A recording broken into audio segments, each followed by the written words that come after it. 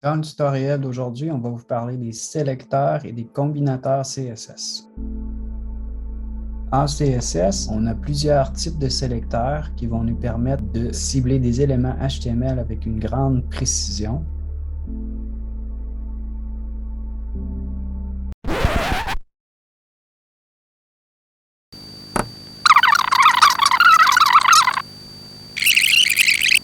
Lorsqu'on écrit un style, il y a une syntaxe à respecter.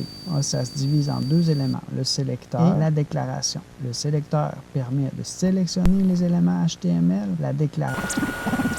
Les sélecteurs de type sont les plus simples. Un sélecteur comme H1, par exemple, permet de sélectionner un élément H1 dans la page HTML. On peut aussi les grouper à la suite de l'autre avec des virgules.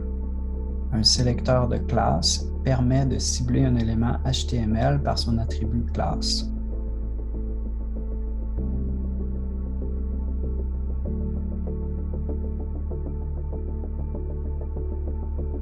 Un sélecteur ID permet de cibler un élément HTML par son attribut ID.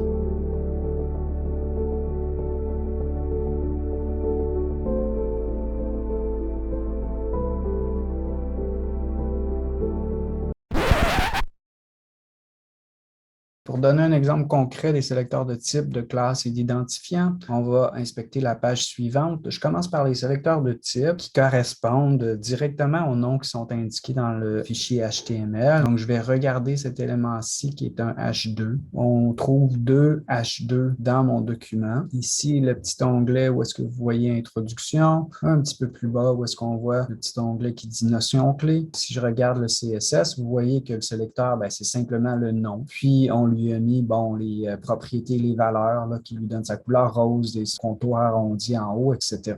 Donc, ça, c'est un sélecteur de type. Sélecteur de classe, il a été appliqué sur des paragraphes. Donc, il y a plusieurs paragraphes dans la page, mais il y en a certains qu'on voulait distinguer des autres puis leur donner une mise en forme particulière. Si je regarde cet élément jaune ici, il s'agit d'un paragraphe avec la classe définition. Il veut se distinguer des autres paragraphes. Je répète plusieurs fois sur la page. Remarquez que dans le nom, je n'ai pas d'espace, je n'ai pas de caractères spéciaux, donc je ne voudrais pas mettre un E accent aigu à définition, par exemple. Si je regarde le CSS, vous voyez que c'est point définition. Ça lui donne les propriétés, les valeurs que vous voyez là, un fond jaune, contour, etc. Donc, j'en ai deux comme ça qui se répètent. Si je vais voir ensuite cet élément rouge, c'est le même principe. C'est un autre paragraphe que je veux distinguer des autres. Je lui ai mis une classe avertissement, puis on lui a donné un fond rouge, un peu de padding, tout ça, pour lui donner un style différent et qui se répéterait plusieurs fois là, dans ma page HTML qui est fictive, là, évidemment. Mon dernier élément, c'est le ID. Lui, il doit être unique. Donc, le ID, on voit ici, c'est une div avec le ID qu'on a appelé titre. On voulait lui donner une petite animation, etc. Là, mais qu'il y en a un seul sur ma page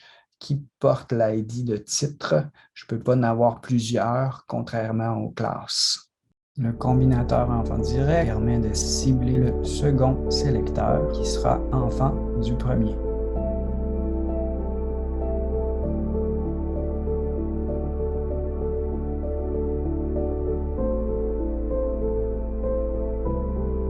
Le combinateur descendant permet de cibler le second qui est descendant du premier.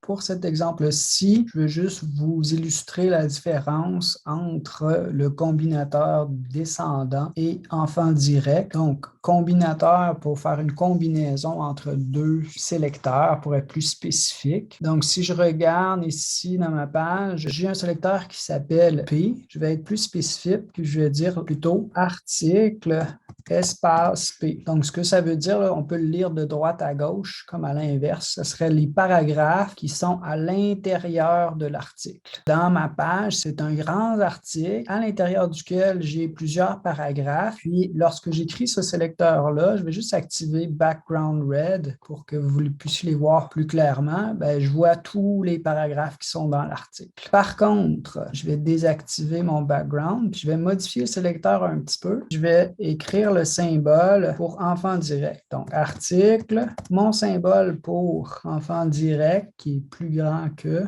puis P. Qu'est-ce que je vais aller sélectionner en utilisant ce combinateur-là? Je vais cliquer sur background rouge. J'ai 3 paragraphes qui sont directement à l'intérieur de l'article. Par contre, les 2 du bas qui ne sont pas devenus rouges, eux sont à l'intérieur de l'article, à l'intérieur d'un aside. Donc, ceux-là, ils sont descendants, mais ne sont pas enfants directs dans la structure.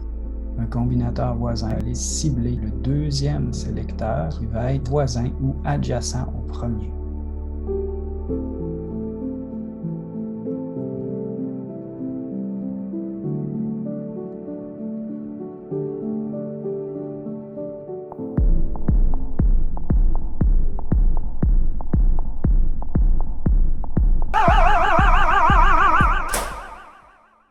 Pour cet exemple-ci, je veux juste illustrer la distinction entre voisin et voisin direct, parfois aussi appelé adjacent. Si je regarde l'élément ici, qui est le paragraphe avec un fond bleu pâle puis les lettres en rouge, cette série de paragraphes viennent à la suite de sous-titres qui sont des H2. On voit ici, les paragraphes ne sont pas à l'intérieur des H2, ça on ne pourrait pas faire ça. Les paragraphes sont vraiment les voisins du H2, donc sont tous les voisins. Là, 1, 2, 3 paragraphes sont voisins du sous-titre 1 et 1, 2 paragraphes sont voisins du sous-titre 2. Pour illustrer la distinction, si je change légèrement ce combinateur-là, je vais changer le symbole tilde pour un plus. Qu'est-ce que ça veut dire? Ça, c'est que le voisin tout de suite à côté du sous-titre, vous allez voir qu'il va se passer la même chose ici, suite au sous-titre 2 qui est un H2, tout de suite à côté, le petit paragraphe, puis le paragraphe suivant,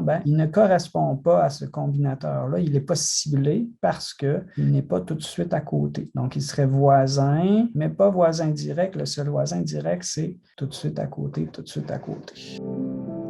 Pour en savoir plus sur les combinateurs et les sélecteurs, allez voir le site MDN. Retournez voir la page Behance du team. On vous présentera la suite avec d'autres sélecteurs bientôt.